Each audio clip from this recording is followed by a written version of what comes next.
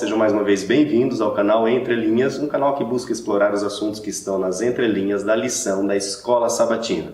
Sejam bem-vindos, nós estamos chegando aqui à lição 13, a penúltima lição desse trimestre de 2017.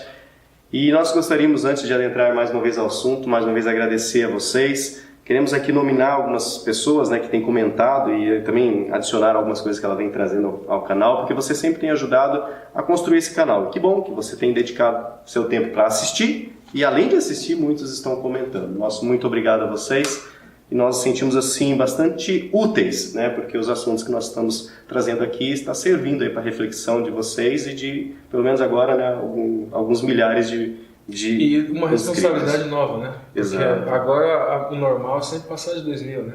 E aí você vê, numa igrejinha que nós temos aqui, uma igreja de 150 membros ativos, nós estamos falando aí para mais de 2.000 pessoas. Nosso muito obrigado aí, mais uma vez, pela sua aceitação do nosso trabalho. Mas aqui nominalmente agradecendo, nós tivemos aqui os comentários da Márcia Santos, Marcos Antônio, Ana Alice, a Edilza Nascimento, que inclusive sugeriu nos comentários do vídeo 12, um vídeo de um rapaz que apresenta as diferenças críticas entre o texto crítico e o texto receptus. É a Batalha das Bíblias o título do vídeo. Interessante, assista lá, está no comentário, a Edilza Nascimento que postou aí. Não desse vídeo, eu posso colocar também nesse vídeo. Pode replicar, porque é bem interessante o material.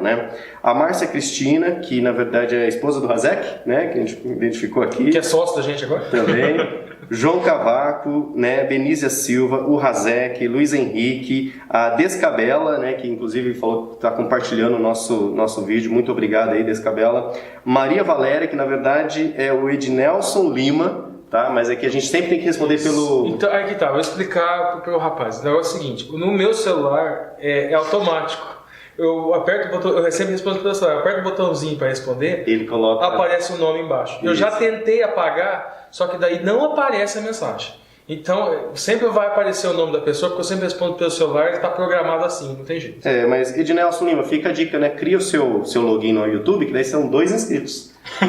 A sua esposa e o seu login. Mendigando like.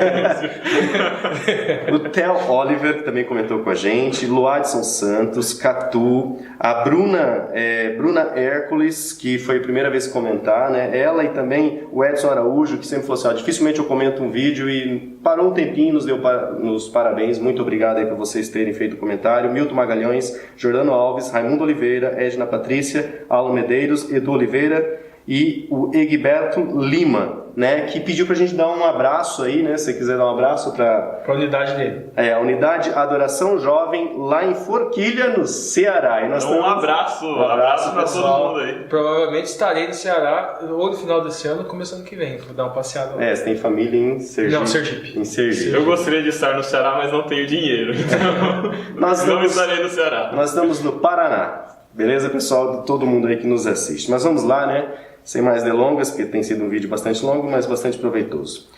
13ª lição, o Evangelho e a Igreja. E nós trazemos nessa lição bastante entrelinhas, Há algumas que vêm trazendo sobre a tradução do texto, propriamente dita, de Gálatas capítulo 6, os primeiros versos, capítulo 6. E também quando vem tratando sobre o cuidado com a tentação, levando as cargas uns dos outros, a lei de Cristo, nós também queremos trazer aqui algumas entrelinhas bastante contemporâneas, de como a igreja deve se relacionar aí com essa evolução da sociedade, com essa fragmentação de ideias e de grupos dentro da própria igreja que busca manter a unidade.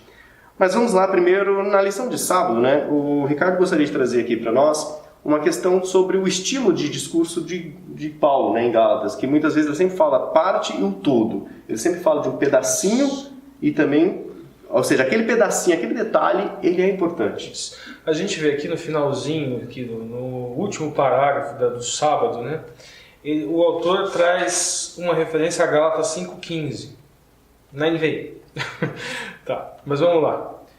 Se mordem e se devoram uns aos outros, é mais ou menos assim.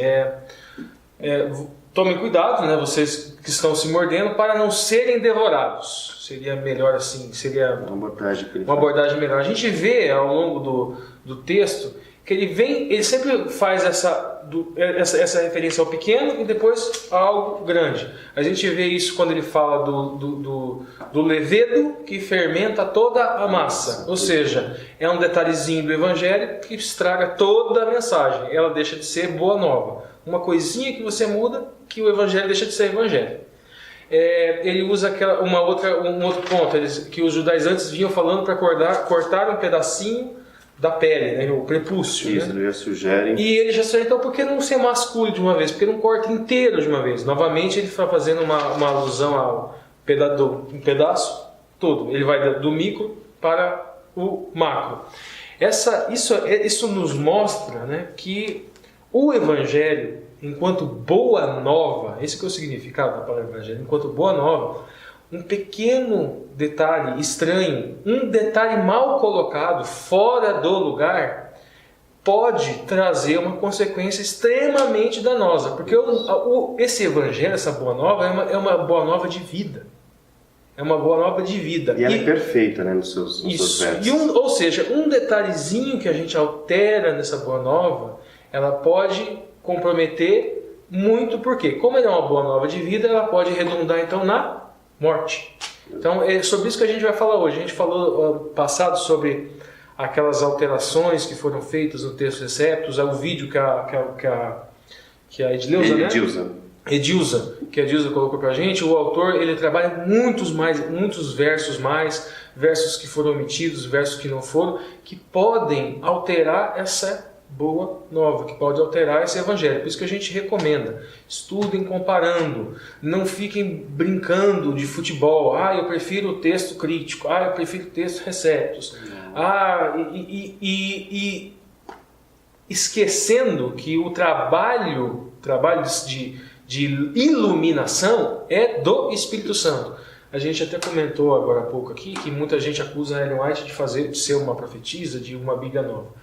A gente leu, não sei se você anotou a referência de onde que está. Anotamos, Fundamentos da Educação Cristã, capítulo 40, página 307. Isso, ela fala textualmente que a gente tem que ler a Bíblia e tem que estudá-la por nós mesmos. Não esperar que as outras pessoas tragam interpretações. Isso. Nós temos que ler, estudar, nos aprofundar na Bíblia por nós mesmos e não deixar que outras pessoas, outros seres humanos, ela fala nesse sentido, incluindo ela própria, eles interpretem por nós. A interpretação é nossa. Nós, obviamente, pedindo a iluminação do Espírito Santo. Lá nos primeiros 5 vídeos dessa série, desse trimestre, eu já falei um pouco que foi essa postura de Ellen White em 88, né? Quando os líderes da igreja pressionam ela, Uriah Smith entre eles, nos dê uma palavra com autoridade profética dizendo a tua interpretação sobre qual seria a interpretação correta de Gálatas. E ela se nega. E ela fala que não dá essa palavra e que eles decidam pelo estudo. Que isso seria mais um convite ao estudo. Então, Ellen White, em momento algum, se coloca como uma segunda Bíblia ou se advoga a autoridade equivalente à autoridade das Escrituras Sagradas. Isso é importante, principalmente para alguns movimentos aí da igreja. Bom, seguindo então agora os temas daqui da linha da lição, né? Na lição do domingo vem trazendo sobre restaurando os caídos. E aí nesse dia nós vamos então apresentar aqui, o Ricardo trouxe uma série de slides que vai tentar nos elucidar um pouquinho mais sobre os termos que se encontram aqui no capítulo 6, verso 1, a primeira parte aqui em Gálatas. Vamos lá para os slides? Vamos lá. Gálatas, capítulo 6, versículo 1. Aqui eu coloquei um comparativo, Almeida Corrigida e Fiel, e eu aqui embaixo interlinear grego, e aí palavra por palavra, né? Então vamos lá. Irmãos, se algum homem chegar a ser surpreendido em alguma ofensa, vós, que sois espirituais, encaminhai o tal com espírito de mansidão, olhando por ti mesmo, para que não sejais também tentado. No texto crítico, essa palavrinha aqui é omitida. Então, no texto crítico está encaminhai o tal com mansidão, não está com espírito de mansidão. Aí aqui embaixo o interlinear grego, palavra por palavra. Irmão, se mesmo for pego algum homem dentro alguma Daí, ofensa, delito ou falso. Nós vamos em algumas palavras depois nós vamos nos apegar melhor. Você que é espiritual, restaurar o tal dentro, espírito de gentileza, considerando você mesmo também você ser tentado. Que palavra. Agora a questão aqui que é importante para a gente, que é um pouquinho diferente do que o autor trabalhou. Não é muito diferente. Essa palavra não tem tanta relevância, coloquei só porque o autor falou, né? É o prolambano. Esse é um termo usado no grego, que significa vir sobre, tomar de surpresa e, na voz passiva, ser surpreendido. Ok, mas a questão é, esse termo aqui não é elucidativo com relação a ser surpreendido no pecado, em que sentido? E é isso que e tem dois sentidos aqui que nós vamos trabalhar um pouco neles. Vamos lá. Aqui, ó. Surpreendido em pecado, de que forma? Daí tem a primeira hipótese. Alguém que foi apanhado em flagrante no ato do pecado ou transgressão da lei, de maneira inesperada, por parte de outro ou de outros. Essa seria a primeira hipótese. Uma hipótese que é muito trabalhada, inclusive, por aqueles que são mais tradicionais. Eles acham o quê? Eles acham que a gente tem que ficar olhando na igreja quem está pecando e depois, vamos lá, vamos resolver esse problema de estar pecando, a gente vai ter que parar de pecar, a gente tem que falar com ele. Será que é esse sentido que o Paulo está falando? Vamos seguir. A palavra parábasis, que o Paulo já utilizou, ele utilizou em Romanos 5,15, mas não em Gálatas. Nesse contexto, que no contexto da lei emprega parabases, que o parabaste seria o transgressor da lei. O apóstolo Paulo mostra uma relação especial de parabases com a violação de uma lei estabelecida, ao dizer que onde não há lei, tampouco há transgressão. Isso em Romanos 4,5. Ele usa a expressão em Romanos 4,5, mas não em Gálatas. Vamos lá, agora próximo. Surpreendido no caminho, que é a segunda posição. Vamos lá. Apanhado pelo erro ou pelo próprio pecado, de modo a cair repentinamente. É o próprio pecado ou as consequências dele que apanham o indivíduo. Não é a pessoa que apanha o indivíduo naquela falta e vai lá e começa a tentar censurá-lo de alguma maneira. Então, mas por que? E eu me fili nessa hipótese. Agora o porquê. Vamos lá, próximo slide. A palavra empregada em Gálatas é essa aqui, paratoma. Inclusive o próprio autor usa isso aqui no texto da lição. Essa palavra grega, paratoma, significa literalmente a queda para o lado. Portanto, um passo em falso, ou um erro crasso, ou uma falha. O apóstolo Paulo até agora aqui ele está falando do quê? Quem vos desviou do caminho? Um caminho. Ele fala que existe um caminho. Nós estamos trilhando um caminho. Entretanto, nós podemos dar um passo em falso. Só que esse caminho que ele fala até agora aqui é um caminho o quê? É um caminho de fé. Nós fomos justificados pela fé e estamos num processo de santificação. Agora, o cair da graça é pelo quê? É por um pecado particular? Ou o cair da graça é por nós estarmos padecendo por falta de fé? Entendemos aqui que esse não é um pecado individual. Ele estava se referindo àquelas pessoas que estavam pendendo para o lado dos judaizantes, estavam se tornando perfeccionistas, achando que poderiam ser justificados por suas obras, que podiam cumprir plenamente a lei para se salvar, e estavam tropeçando, caindo da fé. Caindo da fé, é a fé que salva. E estavam produzindo obras que estavam comprometendo a unidade da igreja. Que estavam em facções e estavam se mordendo uns aos outros. Em que sentido? Eu sou perfeccionista, eu sou perfeito, então eu tenho que corrigir a todos. Eu sou melhor do que os outros, eu sou perfeito, vou corrigir a todos para que sejam como eu sou. Não era esse o sentido. E a expressão grega nos traz esta coordenada que ele estava utilizando. Se por um acaso ele estivesse referindo à transgressão da lei, ele teria utilizado parabases e não paratoma. Vamos lá.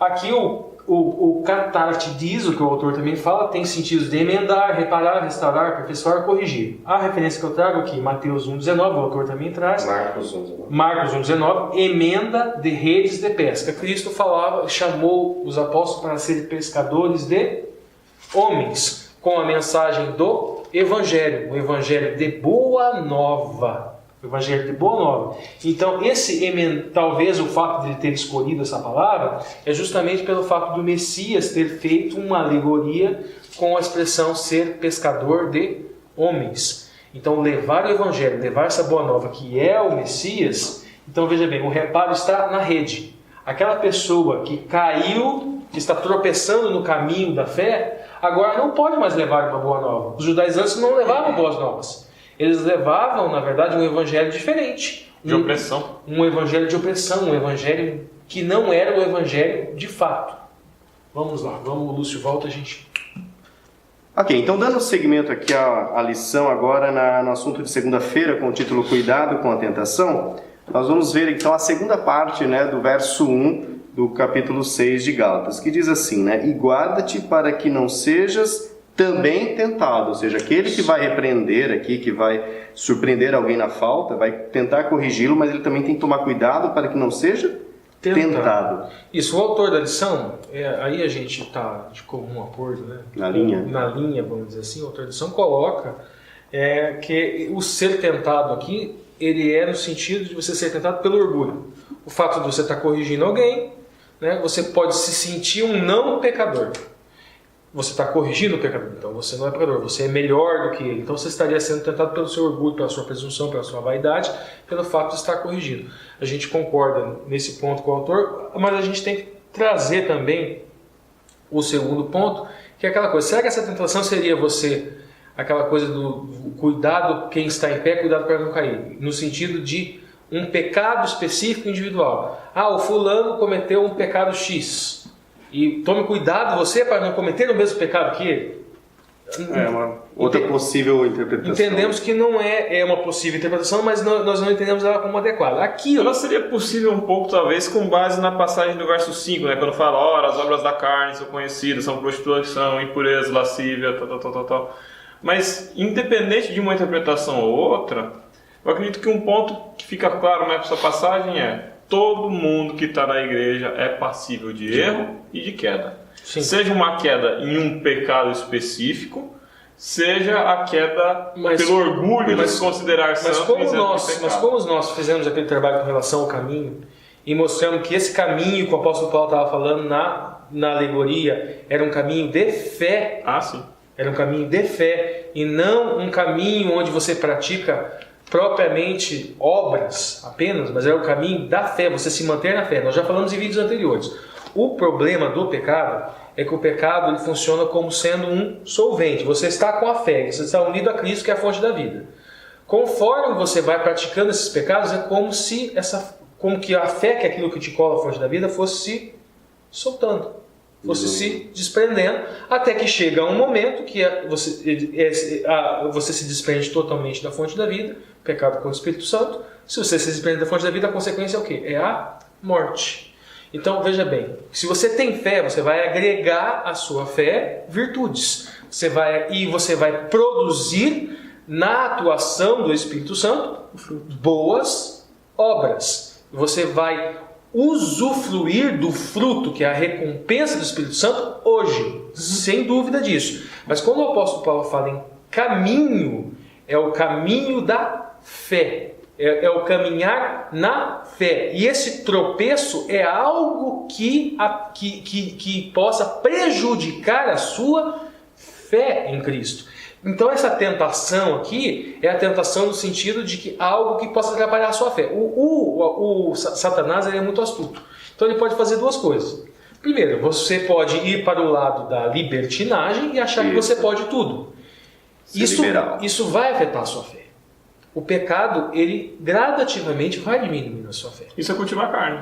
E você pode também fazer diferente e você ser extremo para o outro lado, tradicional no sentido de obedecer a lei, obedecer a lei, e perder a noção de que o fato de você ter parado de beber, parado de fumar, parado de adulterar, parado de seja lá o que for, não te deixou com um caráter igual ao de Cristo. Isso também é cultivar a carne, né? Isso também é cultivar a carne. Porque quanto mais eu me aproximo de Cristo, mais eu percebo que eu tenho que mudar. E a justificação pelas obras, ela atrapalha justamente esse processo de santificação. Essa percepção do processo de santificação. Então a gente vê que nos dois extremos, seja naquele extremista que tenta ser um defensor absoluto e ávido da lei, você acaba caindo nas obras da carne. E acaba produzindo as obras da carne, que geram muito, o que o apóstolo Paulo enfatizou muito o quê? A dissolução, a desagregação do corpo de Cristo, que é a igreja. 5, versículo 15. Isso. A gente já estava falando na abertura. Né? E o liberalismo é a mesma coisa. Então a gente vê movimentos dentro da igreja, muitas vezes, aqueles movimentos assim, ultra radicais. Você tem que ser vegetariano se você não for vegetariano, você não será inteligente. Somente não vai discernir. Não, você não vai discernir. Os campeões são vegetarianos. O Phelps comendo 150 sanduíches lá por semana lá, é um exemplo disso. Gente, Ellen White, ela fala, o que ela fala dos esportes de alto rendimento? Ela fala que elas não são para o cristão. Porque elas só desgastam o corpo. Você está perdendo uma energia que poderia ser utilizada para pregar o evangelho. Então essa história de campeão vegetariano, para começar, o cristão tem que gastar energia estudando a Bíblia. Não tem que gastar energia com esporte de alto desempenho. Ela não fala isso. Então como é que a gente pode pegar para basear uma história dessa? É que na verdade esses movimentos, eles geralmente são desequilibrados, né? Eles sempre tentam inflar uma das vértices, né, da salvação, que seria a justificação, a santificação e a glorificação. Então, geralmente, os movimentos, ou eles inflam, né, não, você tem que justificar, ou você tem que santificar, ou eles inflam, você tem que se glorificar. Né? Ele nunca traz um equilíbrio na mensagem deles. O extremo legalista, ele vai enfatizar a santificação. Isso. Ele enfatiza a santificação. Você tem que fazer de tudo. E ele enfatiza de uma forma tão grande que ele pode contaminar o evangelho. Esquece. Acredito que a glorificação já acontece agora, né? Ele confunde a santificação com a glorificação. Acho que a glorificação acontece já, que ele não compete mais pecado. Mas eles não fazem, eles fazem de forma sutil. Então eles não vão dizer, porque eles aceitam, são adventistas, mas eles em sutilezas, em detalhes, o discurso dele, uma hora ou outra, ele cai. Se apresenta na forma de zelo, né? É triste isso. Eu já vi muita gente pregando a reforma de saúde.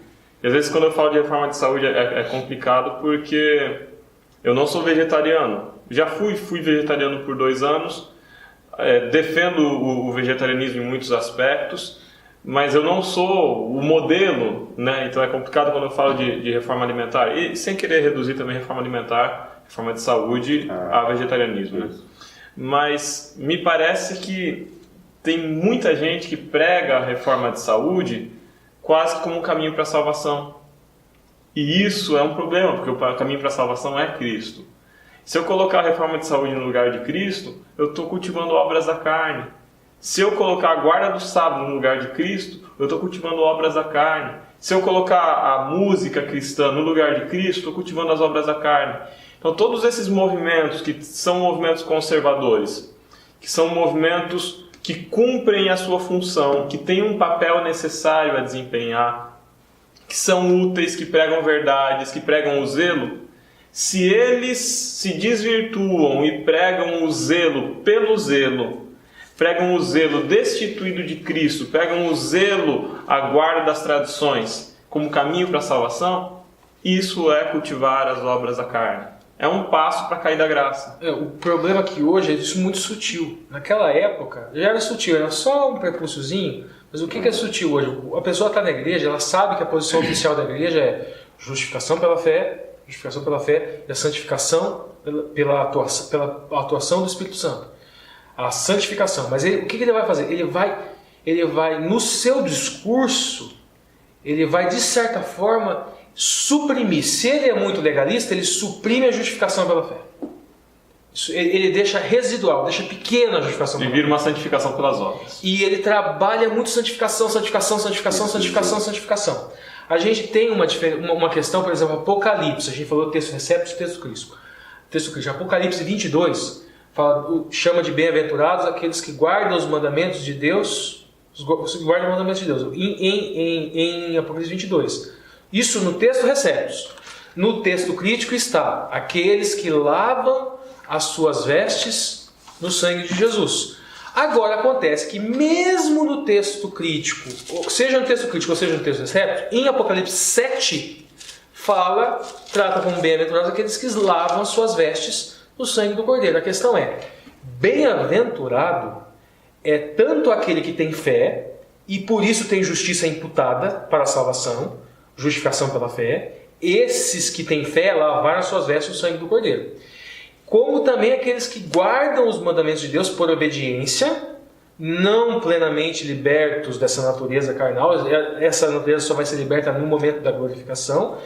E muita gente pega isso. Não, o texto Receptus é mais legalista. Não, ele não é mais legalista. A sua interpretação do texto Receptus é que é legalista.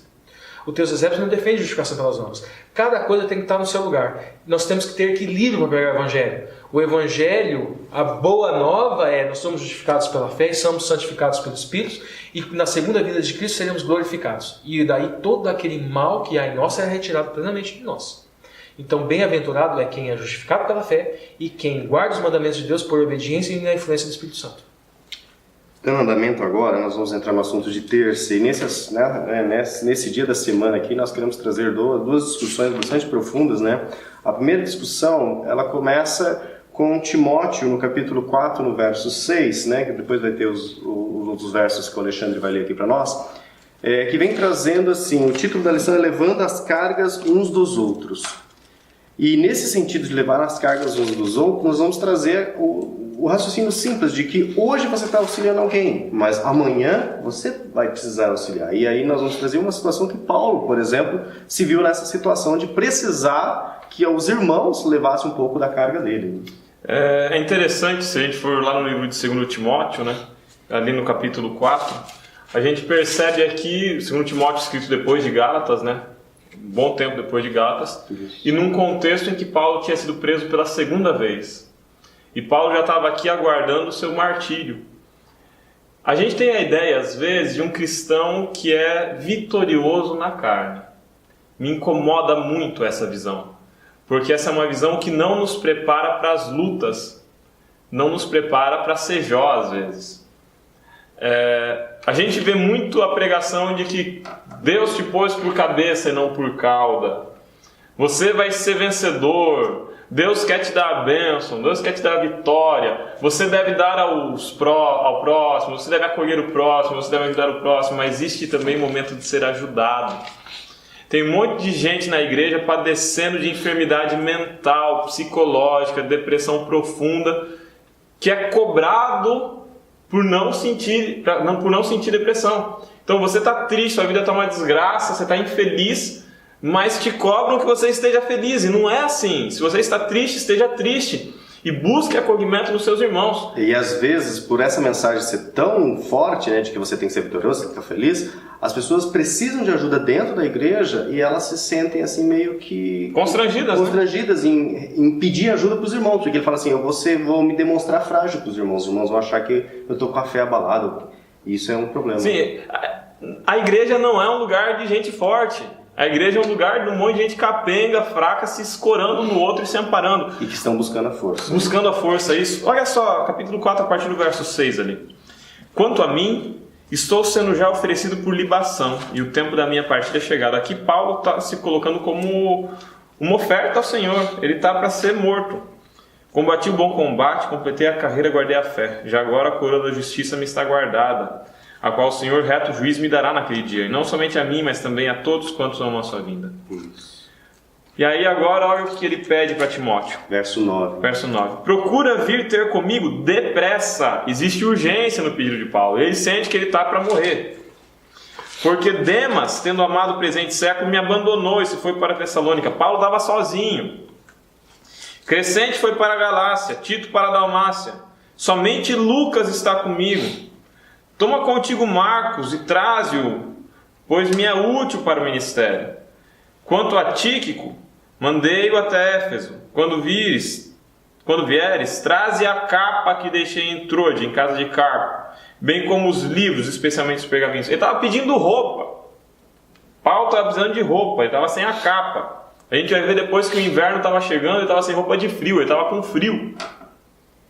A gente vê às vezes o Paulo sempre vitorioso, E não pensa no sofrimento que esse homem passou também. O Paulo estava com medo em Roma, frágil, com frio. A confiança que ele tinha era que a carreira dele estava terminando, que ele tinha guardado a fé e que agora ele só esperava a vitória.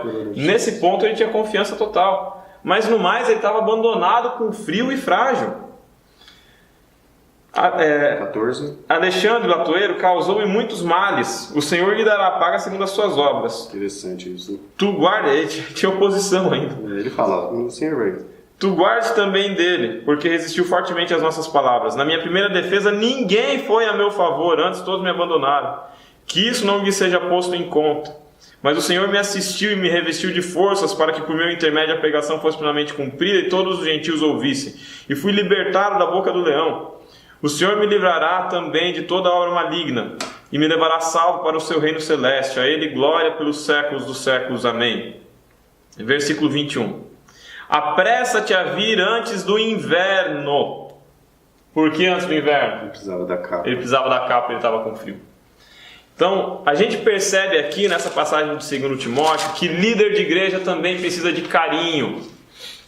Que um baluarte da fé, como era Paulo, também precisa às vezes de acolhimento, de amparo, de assistência financeira, de assistência moral, de assistência espiritual, de assistência afetiva.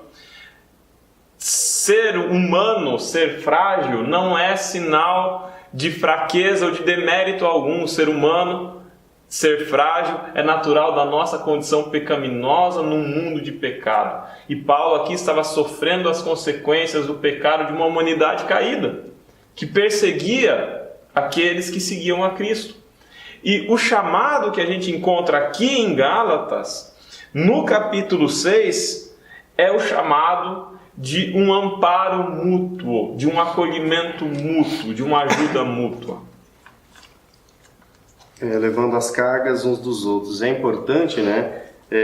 Nós queremos também trazer uma entrelinhas, porque nesse levando as cargas uns dos outros, na quarta-feira nós vamos trabalhar a questão mais da lei de Cristo como um indivíduo, né? Levando a carga individual. Mas nós queremos trazer também uma discussão aqui sobre levar a carga um dos outros institucionalmente falando. E aí, como o nosso público é um público bastante seleto, um público adventista, né, que acompanha aqui o nosso canal, é importante que a gente leve isso para as nossas igrejas, de que o corpo de Cristo, né, é composto por seres humanos. E seres humanos, como Paulo mesmo se coloca aqui, precisa de necessidades. Às vezes, né, agora colocando na instituição, a igreja adventista, né, ou a instituição adventista, ela é composta de vários setores, vamos dizer assim, né? Nós temos a igreja, temos colégios, temos hospitais, e tudo isso faz parte de um só corpo. E todos esses, vamos dizer assim, como que eu poderia denominar essas frentes missionárias, essas frentes de trabalho da igreja, elas têm uma única missão: levar a salvação e também o alívio, né? Através do hospital, o alívio nas dores, na doença. Na escola, levar o quê? O alimento também da formação profissional. A igreja, aí é uma formação espiritual, alimento espiritual principalmente, mas todas essas versos, elas estão direcionadas para a salvação de todas as pessoas. Que entender isso um pouco por um viés sociológico. Arriscar brincar um pouquinho na sociologia agora, acho que é interessante, vai dar uma enriquecida no nosso diálogo. A igreja ela passa por uma dificuldade profunda. Essa dificuldade profunda não é causa de contradições internas da igreja. Não. Ela é causa de mudanças sociais profundas. Não tem nada a ver nem com teologia. Não tem nem a ver com teologia. Mas tem resultados espirituais e resultados para a convivência da igreja. Um sociólogo chamado Zygmunt Bauman, ele trabalha muito com o conceito de modernidade líquida, de tempos líquidos. E ele aponta como... Aí, na década de 80, 90, em especial anos 90, anos 2000, a sociedade mudou profundamente. Isso, quando ele fala modernidade, ele está falando de relações sociais que são incipientes, que não são sólidas, relações superficiais. Exatamente, tudo muito passageiro, tudo muito rápido. E a igreja, enquanto instituição, ela foi toda pensada por uma estrutura mais rígida, permanente, sólida, a gente pode tratar assim. Eu estou trabalhando num projeto de doutorado agora e eu pretendo na minha tese analisar como que os vínculos identitários e as relações de sociabilidade, elas foram moldando ao longo do tempo o que significa ser adventista e criando diferentes concepções do ser adventista. Entrevistando um senhor adventista da década de 60, ele me conta como eram, fazendo o trabalho de entrevista, né? Como era a convivência dos irmãos. E aí a gente vê relações muito íntimas, muito próximas e necessárias para a sobrevivência, vínculos de solidariedade dentro da igreja. Não precisa ir para a década de 60, não, pode falar comigo mesmo. Eu me lembro disso. Mas vamos pegar esse caso aqui. Os irmãos, eles partilhavam da agricultura, era uma comunidade de agricultores, eles iam juntos trabalhar na colheita da roça um do outro. Para não comer banha, pela norma de saúde adventista, pelo código levítico, inclusive, pelas leis de saúde e leis de alimentação, entende-se que não se deve comer nada de origem suína. E para não comer banha, os irmãos, na década de 60, plantavam amendoim e se organizavam para conseguir produzir para eles óleo de amendoim. Para conseguir dinheiro para financiar a Voz da Profecia, o programa no rádio, os irmãos se reuniam para fazer corte de mata aqui na cidade de Toledo, no Paraná, aqui próximo. Eles derrubavam a floresta, faziam um mutirão e com o dinheiro que vinha da derrubada da floresta, eles compravam tempo de rádio para a Voz da Profecia. Por que eu estou falando isso? As relações eram próximas. A escola adventista, ela não era apenas a escola adventista, ela era a escola daquela igreja local. Ela era a escola daquela igreja local. Os pais dos alunos eram os membros da igreja local. Os professores eram os membros da igreja local. A direção era membro da igreja local. E os alunos eram todos membros da igreja local. Então a realidade, ela era de uma convivência muito próxima. Muito próxima. Com o avançar do tempo, e agora com uma sociedade muito mais dinâmica, muito mais complexa, muito mais fluida, essas relações de pertencimento e de solidariedade, elas começam a mudar e elas se tornam muito mais frágeis e muito mais fluidas, muito mais cambiantes. Elas mudam muito mais rápido. Sim. A gente vai ver hoje muitas escolas em que a maioria dos alunos não é de adventistas, em que os pais dos alunos da escola não são adventistas, em que o dinheiro que sustenta a escola não vem da igreja. E às vezes tem até dificuldade de admitir professores. Professores adventistas não se encontram de todas as áreas. Então, por que eu estou falando isso? Às vezes não se procura. Ele já está falando no coração dele. Aí é uma questão de avaliação de cada caso, mas o ponto que eu quero chegar é: a sociedade mudou. Isso não é um juízo de valor do tipo isso é bom ou isso é mal, ou o passado era melhor, o presente é melhor, o futuro. A questão é: qual é a sociedade que nós temos hoje? Por que ela é assim? Qual foi o processo que levou a igreja a se tornar tão fluida e com tantas posições diferentes e círculos diferentes de convivência? A gente estava discutindo antes, conversando antes, nós chegamos numa realidade hoje em que um único formato rígido, estruturado, estabelecido, ele não funciona mais. Então a gente ter a ideia de que eu vou trazer um palestrante para a igreja e que eu vou encher essa igreja, que todas as pessoas vão sair das suas casas, vão trazer visitantes até a igreja para ouvir a palavra ali, isso não funciona mais, porque os interesses na sociedade são muito diversificados. Então, enquanto a gente tiver com a ideia de fazer um mega evento evangelístico na cidade e atrair as pessoas da cidade, os interessados, para esse único assunto, num único lugar na igreja, isso não vai funcionar. E não vai funcionar porque é errado, ou porque as pessoas não estão interessadas, ou porque as pessoas não estão interessadas na palavra de Deus, ou porque ninguém quer ouvir de Deus. O mundo nunca clamou tanto por espiritualidade. Não vai funcionar porque não é mais assim que funcionam as mentes das pessoas. Hoje eu tentar uma estrutura rígida de programação que funciona igual em todos os lugares não é mais viável. Isso tem se apresentado como um desafio institucional, porque nós temos uma instituição que foi feita numa sociedade extremamente sólida, em que as comunidades eram muito mais homogêneas. Estavam agora geograficamente próximas. E em contato com a cultura próxima. Hoje nós temos a internet, então as pessoas hoje elas têm, às vezes elas acabam formando grupos com pessoas que elas desenvolvem afinidades grupos com pessoas que moram em outros continentes e começam a se formar. E isso está refletindo também no comportamento do cristão. Olha o que é o Entre Linhas e o Estudo da Lição, Exatamente. por exemplo. A gente está dividindo a lição aqui com gente do Brasil inteiro. De Portugal, a gente está falando com gente da Angola, a gente está falando com gente do mundo todo. Exato. Eu só acho uma coisa E importante. as ideias circulam aqui, nós formamos uma rede. Eu só acho uma coisa importante. Eu tenho essa cara, não sei quantos anos você acha que eu tenho, mas minha mente é velha. Tá? Então, assim, eu sou de um outro tempo. Eu sou de uma outra realidade. A minha realidade era diferente. A minha realidade era assim. Para mim, semana inteira, tudo girava em torno do sábado. Então, sexta-feira à noite, meus pais iam para a classe de professor e as crianças vinham brincar juntos. Então, o sábado para mim, sexta-feira à noite, as crianças vinham brincar sexta-feira à noite, enquanto os pais estavam na classe de professores. Tem classe de professores hoje? Não tem mais. Não tem mais classe de professores. Tudo bem, a sociedade muda? Não sei se deveria ter mudado isso. Não no mundo, mas quem é da igreja, não tenho lá minhas dúvidas se deveria ter mudado isso. Aí o sábado de manhã eu vinha para a escolinha, sábado à tarde tinha a hora feliz. A hora feliz onde a gente vinha aprender a fazer dobradura, fazer origami, fazer um monte de coisa e já ficava pro JA. Brincava um pouquinho e já ficava pro JA. E tinha um ensaio do coralzinho das crianças. E esse coralzinho das crianças ia fazer uma participação, muitas vezes, no culto ou no JA.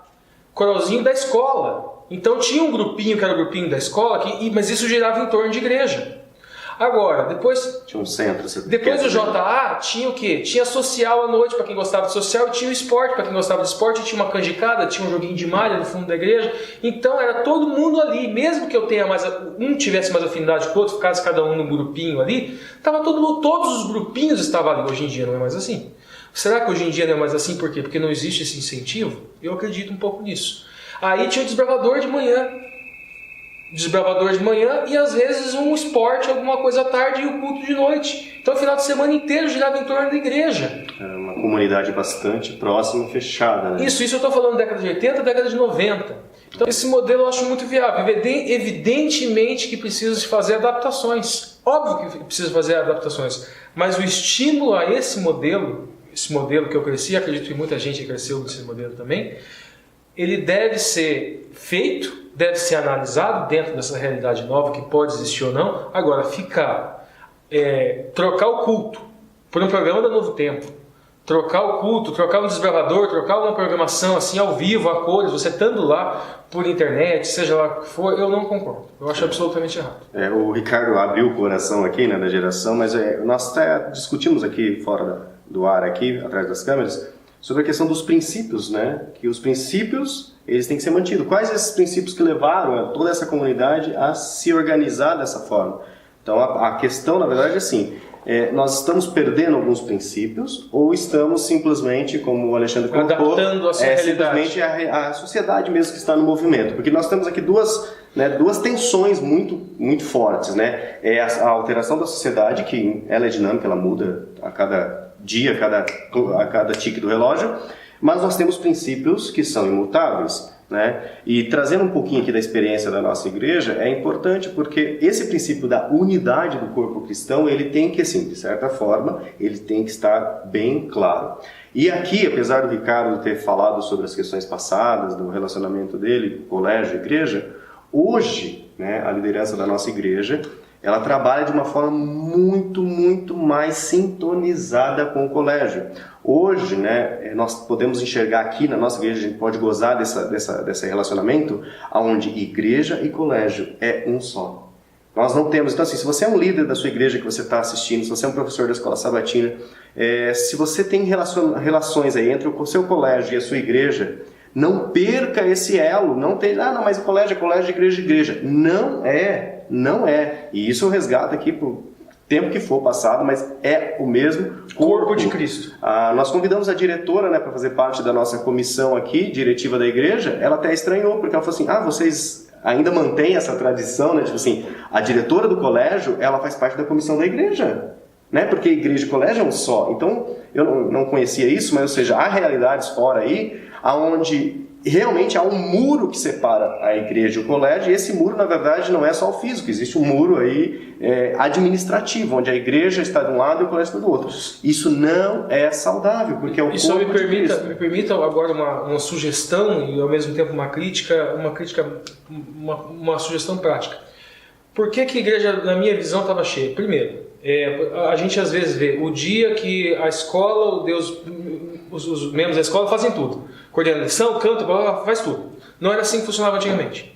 Então, a escola, todo sábado tinha alguma participação. Era o coralzinho da escola que cantava, seja no culto, seja no JA. O desbravador também cantava, porque tinha o coralzinho do desbravador. Cantava no culto, cantava no JA. Então, os desbravadores tinham que vir pelo menos para cantar, os pais tinham que vir pelo menos para ver. Os jovens faziam algum concurso. Cada pedacinho da programação era fragmentado pelos setores. Ou seja, não havia um dia para um setor fazer tudo. Entendi. Não, era tudo separado. Então todo mundo participava em algum pedacinho do culto. Todo mundo participava em algum pedacinho do JA. E assim ia acontecendo. E todo mundo vinha e todo mundo participava. Então era uma coisa assim, não era uma coisa separada, um dia para cada um. Sobre essa questão de perspectiva, eu discordo do Ricardo. Isso é bom, isso é bom. Verdade, isso é bom. Ele tem diversidade aqui. Eu entendo que a gente se apegar à forma, ela não resolve o problema.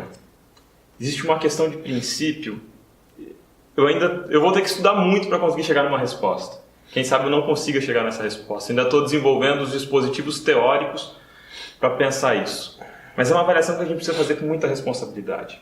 O que eu entendo de essencial nesse modelo anterior que funcionava, essencial, cerne da questão, não era juntar todas as pessoas debaixo do mesmo teto, ao mesmo tempo, fazendo a mesma coisa. Não. Uma igreja lotada, ela é agradável para os olhos, só que ela não é necessariamente uma igreja saudável. O cerne, o rico dessa experiência antiga, para mim ela está no relacionamento. Envolvimento pessoal. O Bauman, que eu já citei, ele aponta como, na atualidade, as pessoas sofrem psicologicamente, emocionalmente, porque elas não têm mais vínculos. Não tem o sentimento de pertencer a um grupo mais. Então, não se trata de eu encontrar dispositivos para forçar as pessoas a estar na igreja. Mas não é isso que eu disse. Não necessariamente. Não foi nada disso que eu disse. Então, não foi nada disso que eu disse. Mas não se trata, eu falando, não se trata de eu encontrar dispositivos para trazer as pessoas na igreja. Porque é uma preocupação que a gente tem, sempre. Vai ter programação e as pessoas não vêm. Organizei um acampamento de verão e as pessoas não vêm. Organizei alguma coisa e as pessoas não vêm. Isso não significa que as pessoas deixaram de ser cristão. Muitas vezes as pessoas estão sozinhas, sofrendo solidão, sem ter vínculo, sem ter relacionamento. E os relacionamentos postos, eles não fazem mais sentido. Qual é a possibilidade hoje que eu vejo? Entender que muitos grupos podem se organizar de muitas formas em função de muitas finalidades. Ainda na terça-feira, só para concluir um pouco o assunto, o autor, na terça-feira, lá no início, ele traz uma tradução de Gálatas 6:5. Ah, tá. Só fazer uma ressalva, né? Que a gente já está partindo para a quinta já. É que na terça-feira ele fala que a expressão grega barros em carga está no verso 5. Né? Gálatas 6:5. E daí na sexta-feira parece que ele corrige. Na quarta-feira ele corrige. Na quarta-feira ele corrige, que está no... Okay. É que às vezes o professor vai preparar a lição e vê na terça-feira ele trazendo uma tradução lá. Isso. E aí a ideia não bate. Porque no verso 5, portion se diz respeito à carga de navio, mochila de soldado ou criança de vento. Inclusive o Alexandre prefere, ele não comentou, mas talvez vai comentar agora. Sim, ele prefere a carga de navio. A carga de navio. Né? Então o Alexandre... Já entramos na quarta-feira, onde traz então a lei de Cristo. Então na quarta-feira o autor traz certinho as traduções, né, dos termos. E aí o Alexandre traz para nós agora um pouco da ideia de comunidade em amor. Bom, primeiro a questão da carga de navio, né? Eu entendo isso ali no verso 3 em diante do capítulo 6, porque se alguém julga ser alguma coisa, não sendo nada, a si mesmo se engana. Mas prove cada um o seu labor, e então terá motivo de gloriar-se unicamente em si e não em outro. Porque cada um levará o seu próprio fardo. E esse fardo daí sim seria uma ideia de uma carga incarregável. Eu divirjo um pouco do autor da lição na interpretação desse texto, porque para mim aqui Paulo está usando de ironia. Paulo está dizendo o seguinte: vocês que se acham tão santos, que se acham que não precisam de ajuda de ninguém, que são tão capazes, que são tão poderosos, que estão se gloriando porque acusam o irmão, olha só, se alguém julga ser alguma coisa não sendo nada, está se enganando. Mas se você se considera alguma coisa, então vá lá, prove o seu labor, e aí você vai ter motivo para glorificar-se unicamente em si, não em outro. Ou seja, vai lá e se salve sozinho. Você acha que a circuncisão te salva? Então vai lá e se ampute de uma vez, corte tudo. Se você acha que isso te salva, então vai lá, se salve pelas obras para ver se dá. Mas o que eu acho mais interessante aí é a ideia da lei de Cristo. Que a gente deve cuidar um do outro, amar um ao outro, se proteger um ao outro, e assim nós estaremos cumprindo a lei de Cristo, ou guardando a lei de Cristo. Ali no verso 2, levai as cargas uns dos outros, e assim cumprireis a lei de Cristo. A lei de Cristo aqui, na minha opinião, se refere a uma fala de Jesus muito clara. Nisso conhecereis que sois meus discípulos, se vos amardes uns aos outros. João 13, 35. Isso. Então, qual é a ideia aqui? Independente do formato, a gente estava discutindo o formato antes, independente do formato de culto, existe uma premissa que ela deve ser unânime, ela deve ser consensual na igreja. Independente da sua opinião, se o culto deve ser assim, se o culto deve ser assado, se deve ter esse formato ou aquele, se o é mais importante do que tal departamento é mais importante, ou se todos devem ser juntos, se deve se montar grupos pequenos, se deve se montar grupos, um grupo grande com grupos pequenos, não importa o formato. Existe um esteio aí que é central, que é basilar, que é fundamental. Esse pessoal que está junto tem que se amar. Esse pessoal que está junto precisa se amar. Esse amor não é natural deles. Esse amor é um amor que é implantado por Cristo no coração deles. Na medida em que Cristo me amou, eu reflito o amor de Cristo no meu próximo. Eu me preocupo com o bem-estar do meu próximo, eu me preocupo com a condição material, com a condição espiritual, com a condição afetiva do meu próximo. É uma identidade. Eu me identifico com o meu próximo, eu estabeleço vínculo com o meu próximo. Se eu for pregar para alguém, eu não estou fazendo um estudo bíblico para converter uma pessoa e depois abandonar ela, sabe? Então eu vou lá, visito, me interesso. Leva para almoçar, dá carona. Sou companheiro, sou amigo, te acolho, conto piada, andamos junto, estamos juntos, levo para sair, te levo cesta básica, quando está precisando, aí a gente estuda, você se converte. Claro! Olha que amor, olha que gente maravilhosa essa. Achei um amigo, meu irmão. Aí, depois do batismo, pronto, você já é a estrela na minha coroa. Agora você se vira, toma seu rumo, você já tem independência. Até ontem eu dava carona para você ir para a igreja, agora eu não dou mais. Boa sorte, tchau e bênção, vou achar outra pessoa para converter. Já converti uma, chega. Gente, larga a pessoa. O vínculo aqui não é um vínculo que você rompe depois. Quando você estabelece uma amizade, é para a vida toda. A gente não deve abandonar aquele que se converteu. E a gente não deve usar da caridade, da amizade, do companheirismo apenas como objetivo missionário. Eu acho importante trazer a questão do contrato social, né? Porque existem pessoas que realmente chegam na igreja e querem conhecer a verdade. E aí você se disponibiliza realmente a fazer o estudo bíblico com ela. E aí você é bem claro, você é bem genuíno, bem transparente. Estou dando estudo bíblico. Você vai lá toda semana e dá estudo bíblico.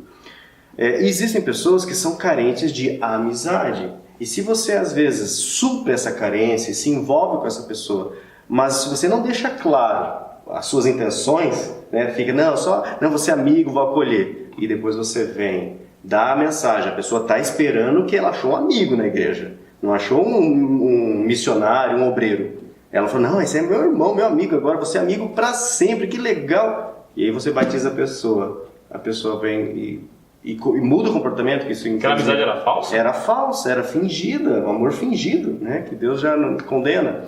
Então, assim, na verdade, nós não estamos querendo dizer assim, o que é certo e o que é errado. Nós queremos dizer o seguinte, seja claro e sincero nos sentimentos que você demonstra às pessoas e ame as pessoas. A gente não tem a responsabilidade de ser amigo de infância de todo mundo, sabe? Isso, nem amigo íntimo de todo mundo. Nem amigo íntimo de todo mundo. A igreja é muito grande e muito diversa. Eu não preciso ser amigo extremo de compartilhar toda a minha vida e toda a minha intimidade com todo mundo. Mas existe um nível do amor, existe um nível da solidariedade. Esse é com todos. Dentro da igreja existirão pessoas com quem eu terei mais afinidade. Essas pessoas passarão a fazer parte do meu contato íntimo diário, pode ser. Vamos fazer uma conexão aqui com o terço e com o quarto, né? A questão do fardo. A gente podia ver esse fardo em dois aspectos, em dois sentidos. Primeiro, nós temos um amigo que não faz parte da igreja, que é a cabeça da igreja. Esse amigo é Cristo. Na justificação pela fé, ele já nos tira um fardo. Ele já nos tira um peso tremendo, que é o peso, que é a necessidade de nós sermos salvos pela lei. Não precisamos mais disso. É uma carga de navio, né? Já é algo que ele carrega por nós, então. Mas nós temos outros fardos. E nesses outros fardos menores que a igreja deve ajudar. Nós, enquanto igreja, devemos nos ajudar. E isso é muito variável, isso é muito relativo. É o irmão que é patrão dando um emprego para um irmão que é empregado. É um irmão que está passando por necessidade, no caso, às vezes, uma doação. É você ir, muitas vezes, na loja de um irmão da igreja, comprar lá, você está ajudando ele também. Você sabe que é um dizimista, você sabe que parte daquele dinheiro vai para Deus. Esse viver em comunidade e esse carregar o fardo envolve muitas e muitas e muitas coisas. E agora, a lei de Cristo aqui, a gente sabe muito bem do que está se referindo. Cristo definiu a lei em quê? Amarás o Senhor teu Deus sobre todas as coisas e amarás ao próximo como a ti mesmo. O apóstolo Paulo, capítulo 5, fala a mesma coisa. Então veja bem, essa lei de Cristo, ela gira em torno disso também. Cristo, ele carregou um fardo enorme por nós. Ele carregou, ele cumpriu a lei por nós. E agora nós, enquanto irmãos, em carregar o fardo dos outros, não é só tolerar um ao outro em função de nós não sermos iguais. Não é só isso, é ajudar nessa caminhada de santificação. Nós temos muitas vezes o irmão que pende para a justificação pelas obras, o irmão mais extremista, ele pode estar caindo para onde? Pode estar caindo para as obras da carne. Nós temos um mais liberal, pode estar caindo para as obras da carne. E essas duas pessoas são dignas de amor. Nós temos que encontrar esse equilíbrio em Cristo. Encontrar esse equilíbrio e continuar nesse caminho de fé. Esse caminho de fé e nesse caminho de santificação. Bom, vamos então agora adentrar no assunto de quinta-feira, um assunto interessante que fala sobre semear e colher. Para quem é agricultor ou quem tem às vezes uma cebolinha, uma salsinha em casa, já sabe bem o que é semear e colher. E eu sempre falo com os alunos, ou seja, se você quer colher tomate, o que você planta? Tomate. Então, às vezes a gente está colhendo tomate, sendo que a gente não plantou tomate, né? Claro que nós plantamos tomate porque a gente semeou tomate. E eu, Alexandre, quero trazer algumas discussões na questão prática, porque na linha da lição, traz sobre a questão de semear no espírito e semear na carne. A distinção de semear no espírito e semear na carne, para mim, a distinção essencial nela está em qual é o objetivo central da coisa. Eu semeio na carne sempre que o objetivo está centrado no eu. Quando é o meu prazer que está no centro, quando é a minha glória que está no centro. Ou seja, a semente é a mesma semente, né? Ou não? Ou semear na carne, ou semear no espírito. A semente muda ou a intenção da semente que muda? Para mim, a semente muda. A semente muda porque a qualidade do fruto é outra, sabe? A qualidade do fruto é diferente. E aí precisa do DNA de uma boa semente. Quando eu estou plantando para mim, eu estou preocupado com o meu interesse. Eu vou plantar aquilo que eu quero. Eu vou cultivar as obras da carne. O resultado vai ser uma mudança no meu caráter, que está ligado às obras da carne. Meu caráter será carnal. Por outro lado, quando eu semeio para o Espírito, o centro não está em mim, mas está em Cristo. Quando eu semeio para o Espírito, eu estou preocupado com o bem-estar do meu irmão, com o meu bem-estar também, com o bem-estar da coletividade. E existe, então, uma unidade harmoniosa na diversidade. Existem múltiplos posicionamentos, existem múltiplas identidades diferentes na igreja, múltiplas personalidades dentro da igreja, e tudo isso estará em harmonia santa se o esteio for Cristo. Se todo mundo estiver cultivando no Espírito, haverá unidade na diversidade. E aí o caráter de cada um individualmente, ele vai refletir o caráter de Cristo.